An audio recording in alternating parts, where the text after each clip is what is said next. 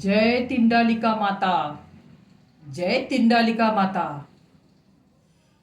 सर्व काही देवाच्या इच्छेनेच घडतं.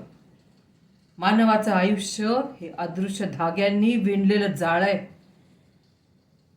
जिथे प्रत्येक घटना, प्रत्येक निर्णय हा आधीच नियतीने ठरवलेला असतो. या धाग्यामध्ये गुंतलेली मानव जात ही भ्रमित असते, सत्याच्या शोधात. पण सत्य हे त्यांच्या आतच दडलेलं असतं. जीवन म्हणजे प्रवाह जो अनंत आहे. त्याच्या दिशेने चालणं म्हणजे सत्य शोधणं. या प्रवाहात अनेक संकट येतात, पण प्रत्येक संकटात एक संकेत लपलेला असतो. ते संकेतच पुढच्या मार्गाचे द्योतक असतात. आणि मी इथेही एक संकेत पाहते,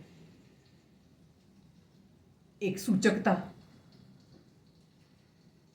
शुभ्रा आणि अगस्त्यचं नातं हे फक्त दोन जणांचं नातं नाही, तर आत्म्यांचं संगम आहे. आज या घरात आलेलं प्रत्येक संकेत मला हे सांगतायत की शुभ्राच्या आत्म्याच्या शक्तीने अगस्त्यच्या जीवनाचं संरक्षण करायचंय.